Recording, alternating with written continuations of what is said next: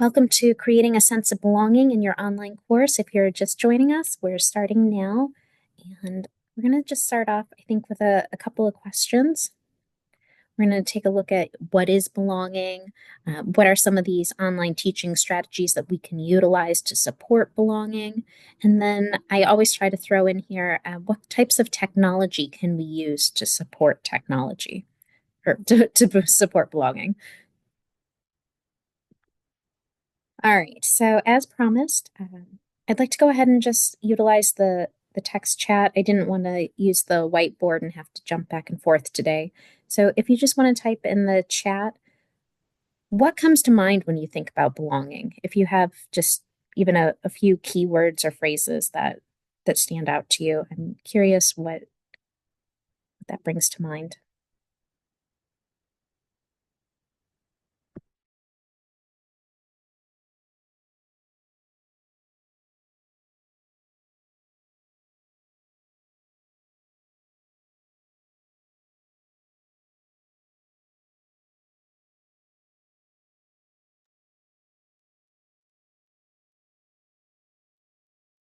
Great, I see things coming in. A shared experience, feeling engaged with the topic and other students in the class. I like that. Acceptance, yes.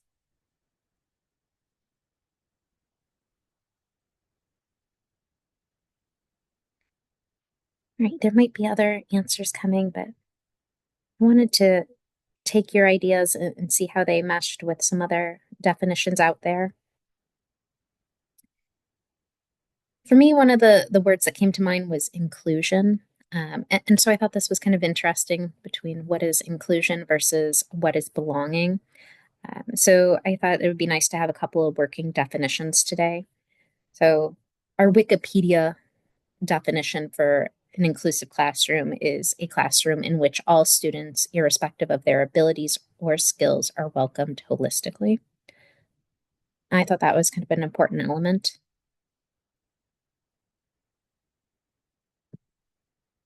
I also found a definition for student belonging, and I thought that this one was a good working definition. It's brief, and I thought it would serve our workshop today well. So,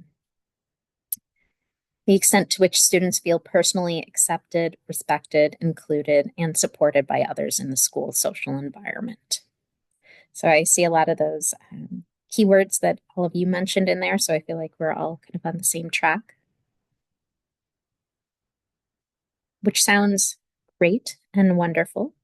So here's my second question for you. And again, you can type in the chat, or if you prefer to hop on the microphone, you can do that as well. But what is the challenge with creating a sense of student belonging in an online space? And maybe this is just your own personal challenge that you've observed or something that you've talked about with your colleagues.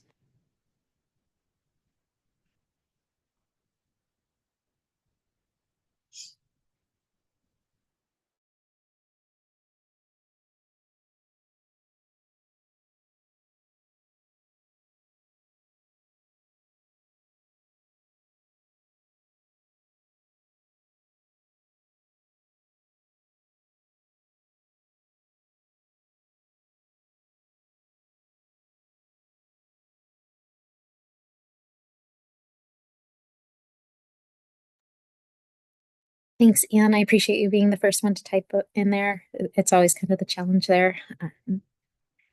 So, though, a sense of disembodiment, no personal or physical connection between faculty and students or between students themselves. Yes, right? You forget how much you rely on some of those physical cues. You could just see students leaning across the aisle, saying, "Hey, do you have notes, or can I borrow a pencil, or what did they say?" A lot of that is missing. Having the students get to know each other without being physically together. Yes, absolutely. There is often this described feeling of isolation with online education. And this is something that students can feel, also instructors can feel it too. All right, there may be some more coming in. Thanks, Neil. Communication between students and scheduling. S. Finding the best medium to reach out to students.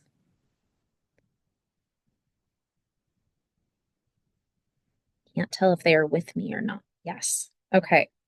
So lots of interesting barriers. We're in an online space, but we're not in a physical space together. Yes. So now, as promised, I have some tips and strategies for you. And I tried to kind of take this almost in a chronological order of how you might approach your own course. And so a lot of that with an online course starts with the design itself.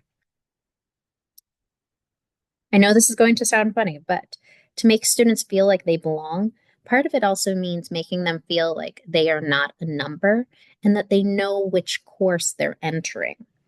And so some of this can be done by making your course visually distinct and different.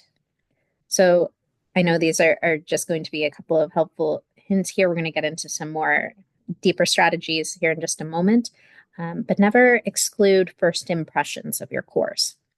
So here we've got a banner that you can add to your course at the top, right? You would be surprised how many times students can recall their course and they can say, oh yeah, that's the science course because there's beakers across the top. Similarly, welcome them to the course, even think about adding modules. Some of us still probably use folders, but one of the advantages to using modules is you can customize it with graphics. Also, when you use modules, you can help students click through the content in the order in which you want them to navigate it. I'm not sure if any of you are aware of this, but with modules, from the student perspective, they can just go from one content item to the next, and it will appear on their screen in the order in which you posted it. So this is, again, a good way to help students kind of get corralled and know where they belong, just by welcoming them visually to this online platform. So I did give you just a couple of steps here. I promise I have more technology tips at the end of this workshop, but for this one, it's as simple as you can create the module, you give it a name, and when you scroll down, you can click to add an image, and you can choose from the source where you want to include an image from. If you have a particular image saved on your computer, you can upload it from your device. I like to use the stock images from Unsplash, but it does make my course unique and it really stands out to students. So you may want to give this a try, and all you have to do is click Save.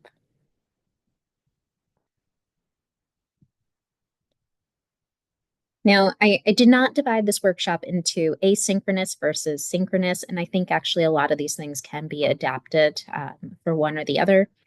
However, I like the idea of introducing music. I almost did that today. I just wasn't sure if that would put any of you off, but if you'd never entered a workshop with music before. But this is a great way if you have a synchronous session to ask students to come into the classroom, because again, they're going to hear music. There are some additional things that you can do with this. You can ask students to generate a playlist, and every time that you start a synchronous session, you can play one of their songs.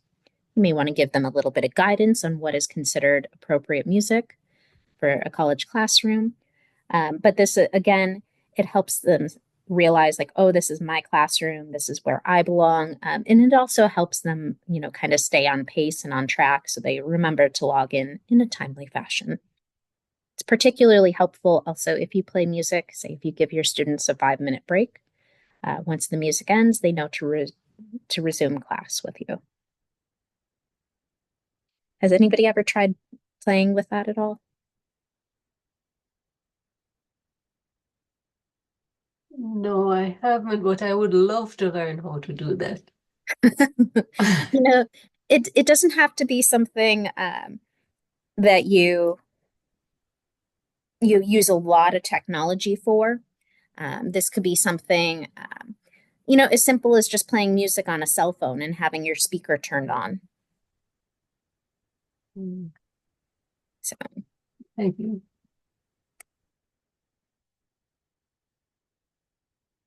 okay. And speaking of that, I switched my audio here. It was crackling a little bit. Is this okay? Can you all hear me?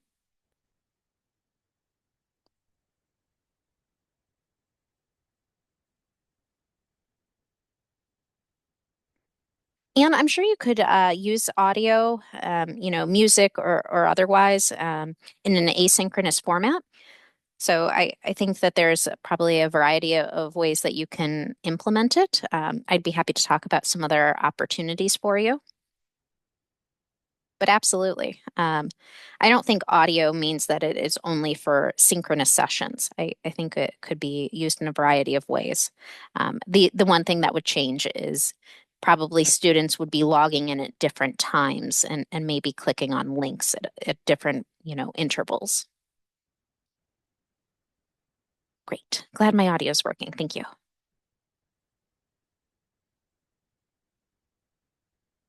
All right. So we like to invite culture into our classrooms as well. And I was thinking about actually giving you a list of some different ideas here, but maybe this is something where some of you have had success with inviting culture into your classroom. I think a lot of times it's standard practice, maybe during the first 1 to 2 weeks of class, you will post a discussion board and you'll ask students to introduce themselves. There are things that you can do to invite students to connect. So you might ask them to share a picture of maybe their favorite vacation. I've also seen a lot of creative writing prompts for students. I was enrolled in a course where we had to introduce ourselves either through the voice of our vehicles, and we, described where we went and what adventures, we had encountered, or we had to do it through the voice of our pets. So, it was really kind of interesting to hear about things like this. So, um, I know another one is you can ask students to introduce themselves as though they were the voice of their favorite shoes. Where have they walked in life? So, a lot of good ideas here. If you have additional ones, feel free to throw them in the chat, but I won't put you on the spot. I used, when we were remote for COVID, I used, I think it was called Flipgrid, and it was a way, that may be wrong. It was a way to make lists like a poster, I guess. And I would create columns and I had people put like pet names and favorite foods and um, trips they've taken, stuff like that. It actually didn't have the impact that I wanted. No one engaged with each other. Oh, well, sometimes we can bribe them with, a couple of points of extra credit, something like that, maybe.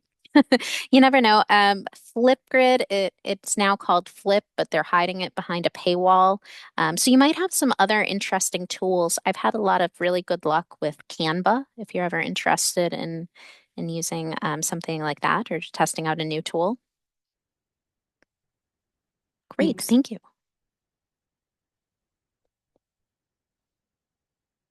I also think when we're talking with our students, it helps to get to know them.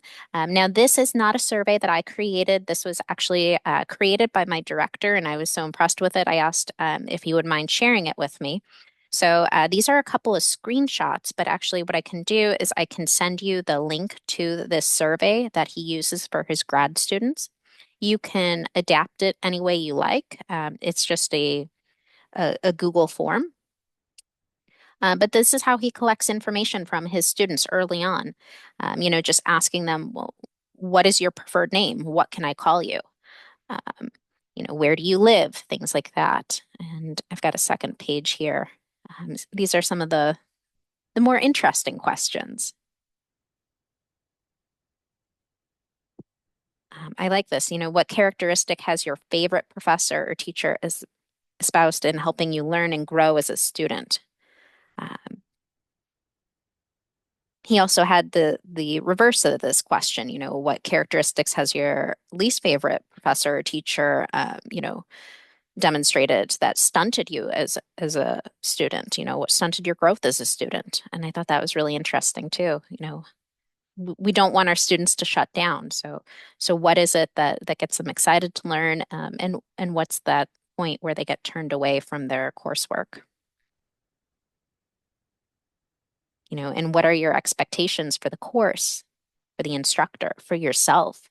So he has a lot of these great questions, and he does ask them to just submit it in the form of a survey.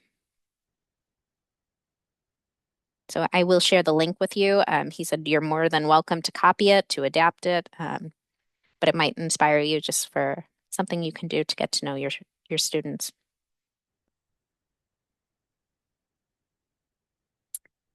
All right. Now, I really do like the idea here of student choice. I know this can seem a little bit intimidating. There are different ways that you can do this. This could be for an assignment. It could even just be for an icebreaker activity. It can be for synchronous or asynchronous courses. But the idea here is that sometimes students need a little bit of autonomy. We know that these are adult learners, so they may have some unique experiences to draw upon when answering questions. So if there is an opportunity for you to insert student choice into your coursework, this might really get students excited about the class and feel like they belong here. So an example of this could even be, as I said, an icebreaker activity. I've used this a lot in asynchronous courses. Some people call it four corners, but I'll ask them a question, do you believe that books should be banned in a public school? And you can say something like strongly agree is group one, mostly agree is group two, neutral is group three, and disagree is group four. And you can see where students end up and they can talk amongst themselves. Again, lots and lots of different topics that you could use. But when they get into these groups, they might be surprised to find that the people they thought they had a lot in common with arrived at their answers for vastly different reasons. So, that's just one way to get your students involved. Another way that you can present choices to your students is to do so kind of in a controlled format. Give them three questions, but they only have to choose one in which they want to answer. And I also have some tips for technology at the end of this workshop on how to streamline that for your grading workflow. So I'll be sure to get to that. I promise we'll come back to this idea.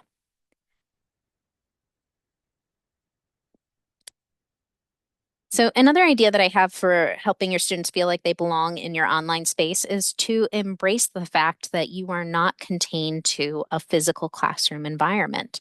So one of the things that we learned about our students, particularly during the pandemic, is that students have a wide range of access to technology. Some people have multiple devices, some people have very few. One of the commonalities that we found with students is that almost everybody has a cell phone. So there are things that you can do with your students.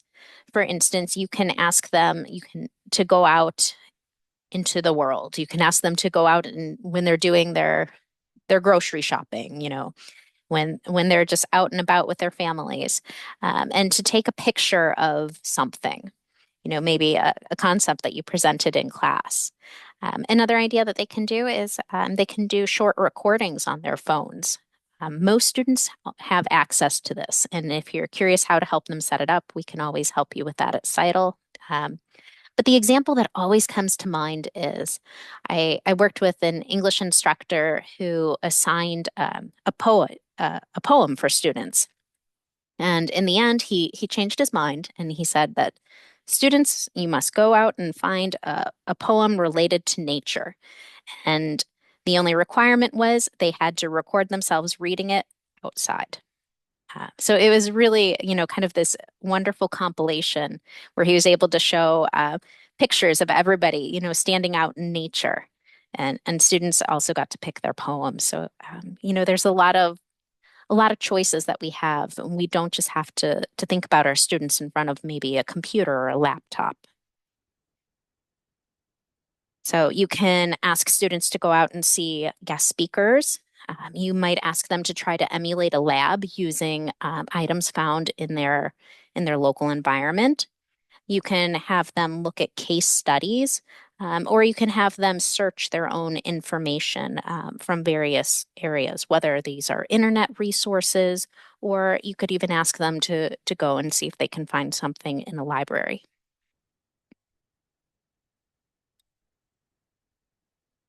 Right. Now, I know we've all heard of the flipped classroom environment. I think this is almost kind of becoming a buzzword at this point. But one of the things that I've noticed about online instruction is that without the physical presence, your role changes as an instructor. And so sometimes I find that the more that you embrace that, the more dynamic results you'll receive in your course. So if you look at the earliest depictions of classrooms, typically it was with an instructor lecturing and people were sitting, maybe in an auditorium listening to this lecture. And that's really kind of where we get this idea that you're leading a classroom. But when you remove the physical space, instead of becoming just a leader of the classroom, you're also now a facilitator. And so a lot of your work takes on different aspects. Sometimes you're a designer. Um, Sometimes you are an audience member, and your students are the ones who become the teachers. So if you can incorporate these activities where students kind of are building, yes, that sense of autonomy, but they are the ones who are leading their own education. It takes away from how much speaking you have to do as an instructor, and it may reduce the likelihood of students kind of exhibiting that passenger syndrome, where they're silent and you don't know, are they listening? Are they engaged? If you're in a synchronous session, you're like, maybe they've gone to do the dishes. I don't know. So if we can give them tasks and activities for a large portion of the class, then we can start to see, kind of some of their growth. And so, kind of one of the things that you'll see here, I know it's a little bit small, but in this image is, you know, watch the lecture online tonight. So think about all the activities that you could ask your students to do outside of maybe meeting times and really maximize the amount of time that you have to interact with them.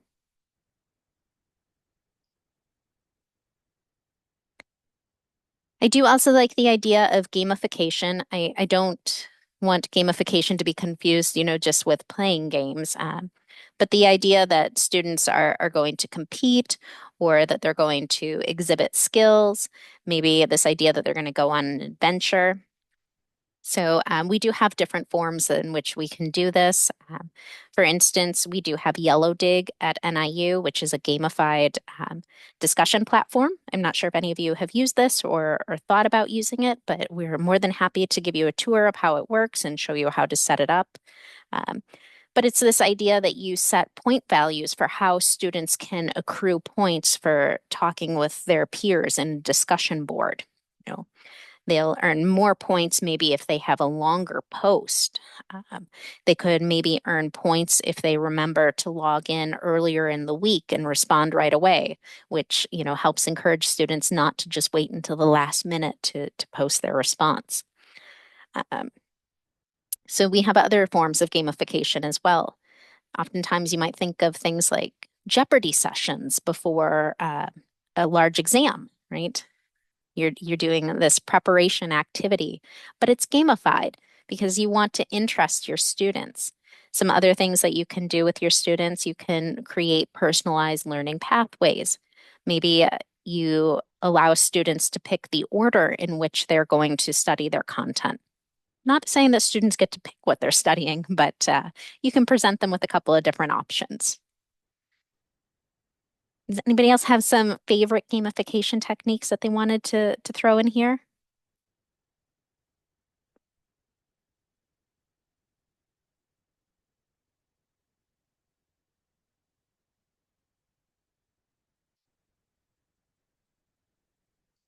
No?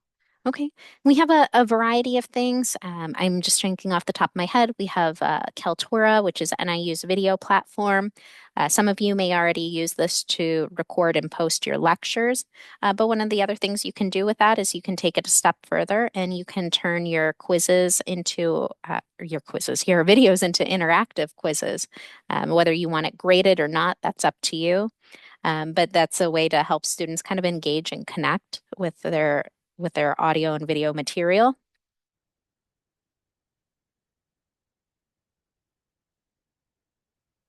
Okay. Something else that I like to do with my online students is I like to have mandatory office hours with them. I know this can be particularly challenging because people have different schedules, or if you have large rosters of classes. Um, there are some workarounds for this, but I like the idea of setting up maybe, a span of time throughout the week, and asking students to meet with me, for 15 minutes, and they can, pick whichever time they want to connect. I like to use bookings. I'll choose the hours in which I'm available, and students can pick one of the 15-minute slots, based on those hours. If you have large rosters of students, I know that one is particularly challenging.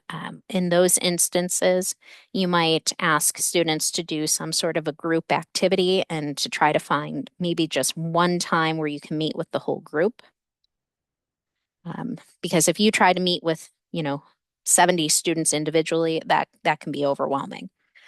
So there are some different options here, but when we were talking about creating a sense of belonging with our students, they really want to know who you are as an individual. I have heard of students who didn't even know the name of their online instructor, and so we really want them to view you as a human and a person and someone they can connect to. So, you know. Do they recognize your voice? Have they seen your face? Have you, talked to them about their submissions and their coursework?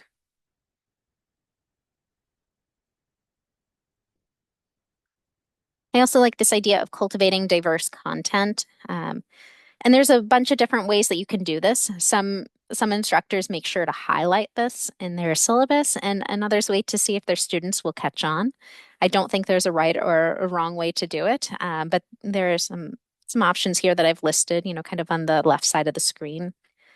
Talk about generational gaps, particularly maybe if you're talking about technology or science or, very timely topics. If you bring in an argumentative, essay or something of that nature, try to include, opposing viewpoints.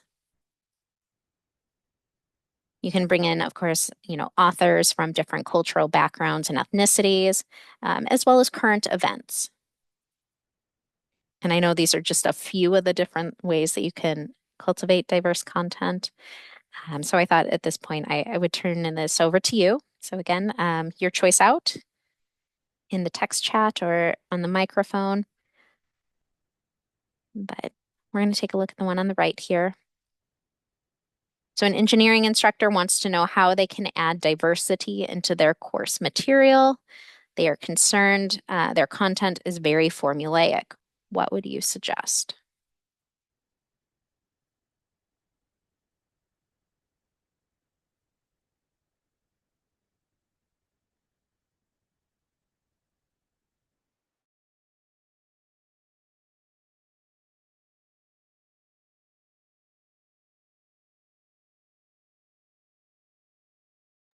I don't know anything about engineering. I'm a history professor, but and I guess it depends on what kind of engineer, but I think I would probably ask students to, one of the things I like to do is look for recent stories in the news that are related to whatever the topic is, and use that to open up discussions about real world impacts of the thing they're studying. Absolutely. I love it. Um, I always try to look a little bit at the roster who signs up for the workshop before I ask a question like that. I've done this in the past where I asked about a finance class, and of course, then I had a finance instructor in the workshop. So I try to mix it up. But I really love that idea. You know, current engineering is going to be very different from maybe what others were studying, 50 years ago. So why not look at current events? Thank you. Any other suggestions?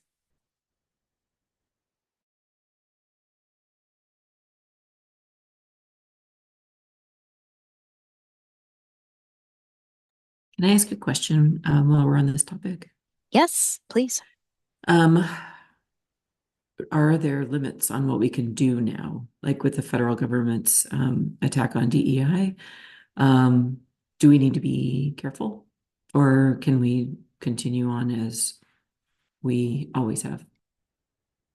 As far as I know, we can still continue on as we always have, and we have some great workshops and resources for that as well, which I can connect you with some of our diversity specialists as well. I think it largely depends, I think, on some of the states. I know Florida feels that, there's a lot of pressure to get rid of DEI departments, but so far throughout Illinois, we still remain committed to including diversity, equity, and inclusion into our institution.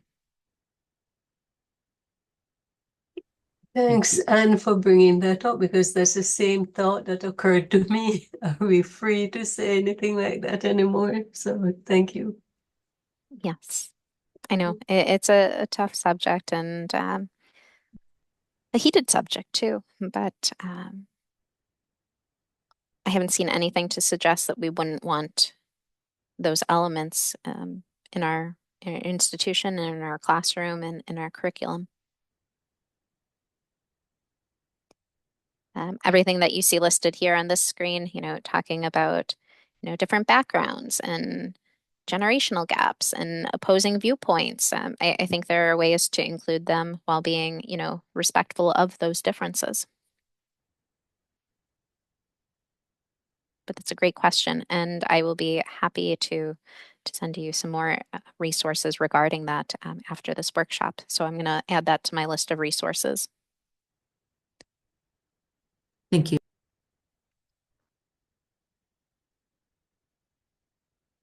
Janet, I saw your answer here in the text chat too, so I wanted to read that. My students like to find examples of class concepts in their daily lives and talk about them. Yes, that's what I mean about going out into the field. Wonderful.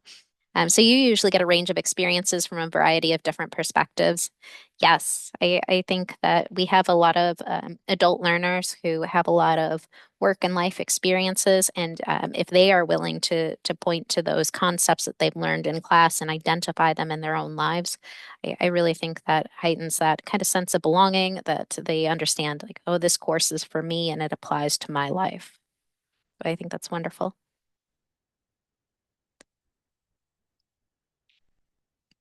Ooh, did I?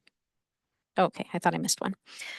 I have something that I call exit slips, and I understand that these go by a variety of names. So if you have a different name for them, by all means, feel free to throw that out here. But when I talk about exit slips, this is my way of gathering information from my students at periodic intervals in the course without waiting until the end. I want to know from my students, what did they learn? What things did they find interesting? What questions are still remaining? And so exit slips can either be anonymous or you can ask students to put their name on it. I've seen instructors also use it as an attendance tool as well. So, it kind of has double duty functions. But the idea here is that you're getting feedback from your students about their level of engagement with the coursework. And you can vary the questions on these exit slips. One of them that I think is really interesting is to ask students, how could I improve this lesson? And I know that's a scary question to ask. You may get mixed results, but sometimes students will be willing to tell you and say things like, what part of the lesson I really enjoyed, I wish we spent more time on this. And you're going to get some feedback that you otherwise would be missing out on. So these are just some of the questions you could ask.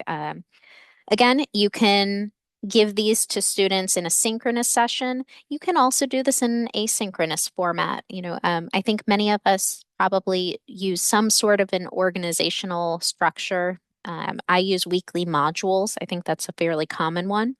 So, before they can leave module 3 and go on to module 4, and then I would ask them to answer a series of questions. And I think students like to give the feedback.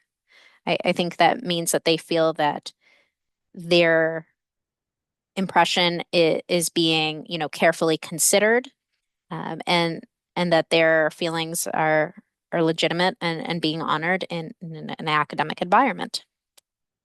So it can be a win-win situation for everybody. Okay. So we've got about 20 minutes left. I think we're making excellent time. So I have a couple pieces of technology because I feel like in an online space, we can talk about really great strategies, but the other part is how do we implement them? So I've got a couple of suggestions here for you. One thing that I like to do is to instill this idea of community via Blackboard Collaborate. Now, NIU has a lot of web conferencing tools. For instance, right now in this session, we're in Zoom. We also have access to Microsoft Teams, and we also have access to Collaborate. Now, the reason I like Collaborate for this one is because you can set up a Collaborate session in your course. And then all you have to do is you'll click the three dots to the right of the session. You're going to edit the settings and you're going to change the setting beside guest link to moderator. And the reason you're doing that is now you've created a web conferencing session that any of your students can use, and you don't even have to be present. So, if they want to get together with their peers and have a study session, they can meet in this web conferencing space that you've provided for them. So I think this is just a great use of a tool that you have at your fingertips. Didn't know if any of you were aware of that or if you've ever tried it. You can also do this for group projects. So, if you create 4 different groups in your class, then you can create 4 separate Collaborate sessions. You can give them a different name so students know where they belong, but all of them, you can just create a moderator setting so that, they could meet there on Monday nights, or if group 2 wants to meet on Wednesday morning, they can do so. So it gives you kind of that space and freedom as an educator where you don't have to be there to monitor them and you don't have to be there to let them in the room.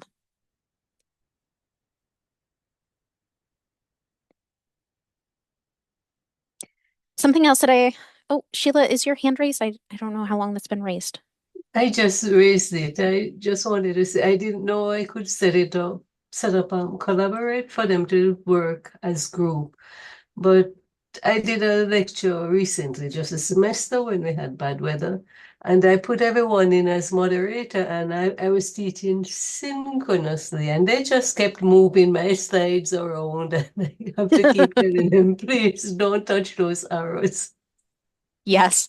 Yes, so that is the drawback. So knowing when to use the moderator you know, setting and when not to use it. If you are lecturing and you don't want them moving your slides, yes, just make sure they're participants in whatever web conferencing tool you're utilizing. Good, good call. Thank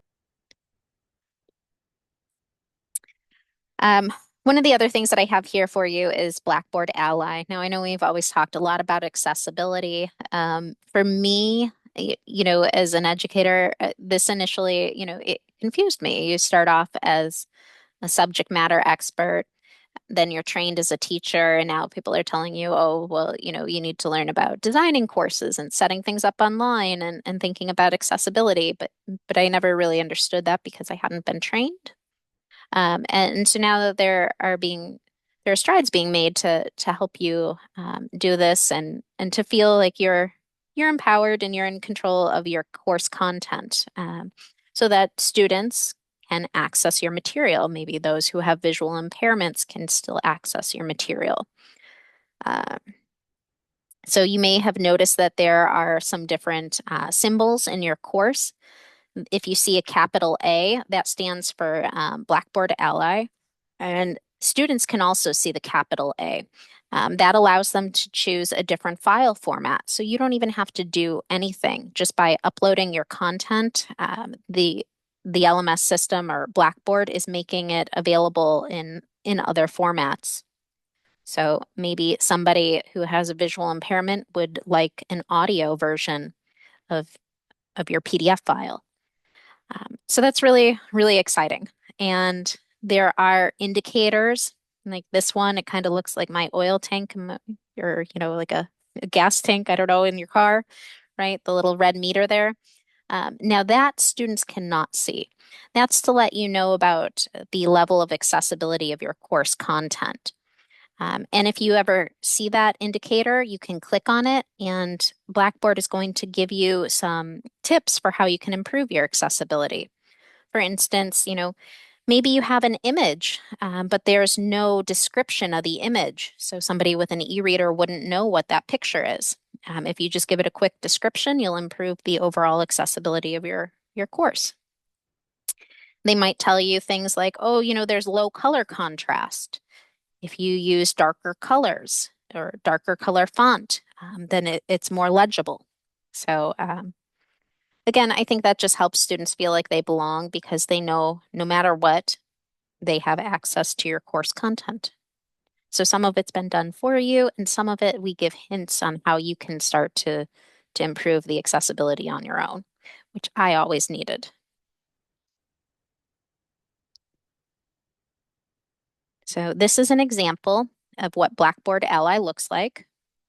And again, only instructors can see this part, not the student. So if you're wondering where to find this, it is in your course on the right-hand side of your screen. I can demonstrate if we have time after these next couple of slides. But so it gave me, a breakdown. Overall, it said it's pretty good. See, my little meter here is green. My course is 85% accessible. It even tells me all the different things that I've included in my course. I have 44 Ultra documents, 6 images, 5 PDFs, And if I want to start fixing the low scoring content for an immediate improvement in my accessibility score, I can click there and it'll give me step-by-step directions. So I hope it makes you feel better because I know for me, I found this task very daunting and I didn't know what I was expected to do. So this is kind of an itemized breakdown.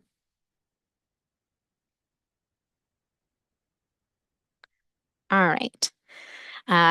Remember before I said that we would talk a little bit about student choice and some of the things that we can do with Blackboard. So one of the things that I like to do is student choice discussion boards. So if you create a discussion board in your course, you can click that little gear icon in the top right corner of your screen. And that's where all of your settings are at. So under that gear icon, you can go to group discussion and click assign to groups. And then from there, you have this option where you can do self-enroll. So that's really neat. You could say you're going to have 5 discussion boards and each discussion board is a different topic. Well, you get to decide how many students can enroll per group. And then it's first come, first serve, and students can pick which topic they're interested in. Optionally, you can hide the enrolled members. So this is a really nice way, if you think that students, don't want to break the routine, they always go in the same group as their friends. You can hide that so it's anonymous. So there's a lot of options here. Instead of, I feel like a lot of times when I create groups, I feel like I'm always bossing them around. I'm telling them where to go. So this is a nice way to introduce some of that choice.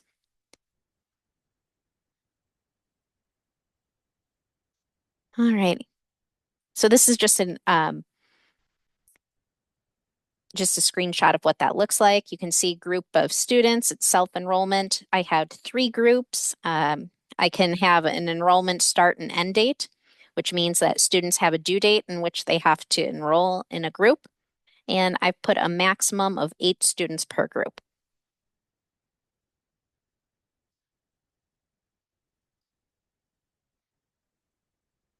Okay, now I have one other Blackboard setting function that I absolutely love and I feel like it doesn't get enough attention. So I wanted to show you how to set this up.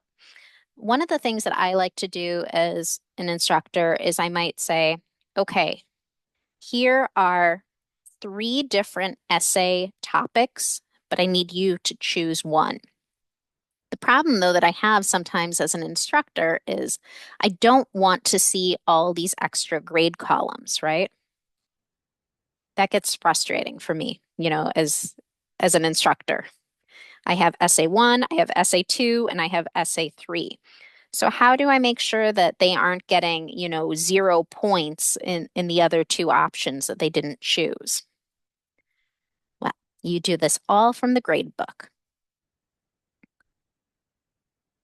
When you go to the grade book, there's a gear icon in the top right corner of the screen, and you'd go to that link that says Manage Overall Grade Settings. You would make sure that everything is categorized in the same group. So if I had 3 essay assignments, I would title them all assignment.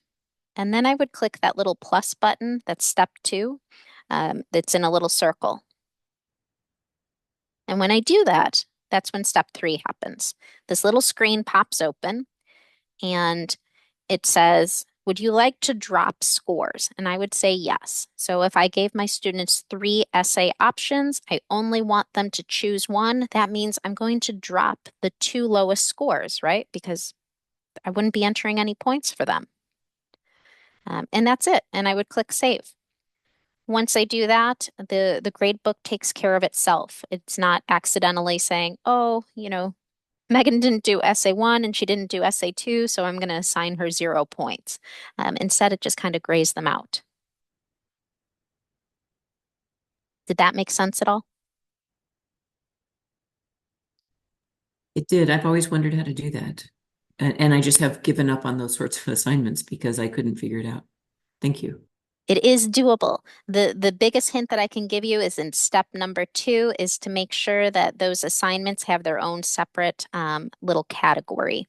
And if you ever need help with that, please just email the Center for Innovative Teaching and Learning or myself, and I can just meet with you and we can do it step by step together. But I think sometimes there's so much pre-planning involved with online education that we need a couple of these, technology tips to to make our workload manageable. All right. And this one, everybody laughs, but I think it works very effectively. And I always thought I was the only one who did it until I got into an online course, and then my instructors were doing the same thing. So this made me feel a lot better. When you feel like your students are not responding and you can't tell, if they're hanging in there with you, if they're engaging with the content, if they're engaging with their peers, I tell them up front, I will call on all of you. And I will put their names in a random name generator. You can just Google this for free. Just look up a random name generator, and you can insert all of your student names, and you can share your screen, and you can spin the wheel. It's basically like Wheel of Fortune. So when it lands on a name, I think this one looks like it's on Kareth. All of a sudden, you'll see confetti come up on the screen, and you hear applause, and it's Kareth's turn to speak or to answer a question. So I am upfront and honest with my students in an online course that they do have to participate. And I will call on everybody. I won't single anybody out. And that's why I like the random name generator. It doesn't make it seem like I'm picking on a specific person. And it's equal chances that any name could get landed on. But don't feel bad about using technology to call on your students, and don't feel bad about asking them to either type the responses in the chat or to come on the microphone. There is an expectation that they need to respond to you.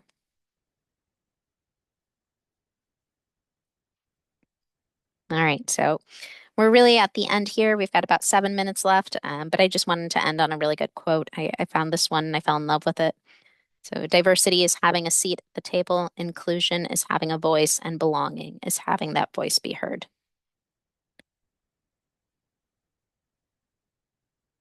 So that is what I have for you today. If I can answer any questions or if you wanted a demonstration of anything, please let me know. But otherwise, if not, I can give you back a couple minutes of your day. And I'm going to send you some more resources after this workshop is over.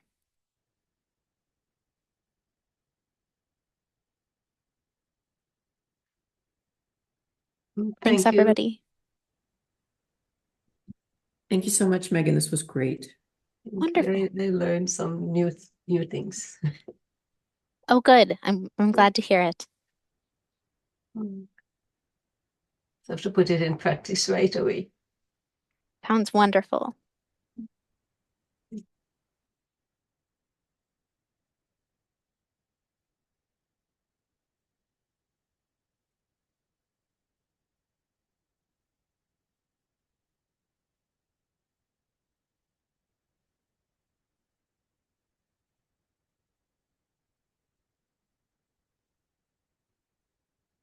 All right. Well, I wish everyone a happy Monday afternoon.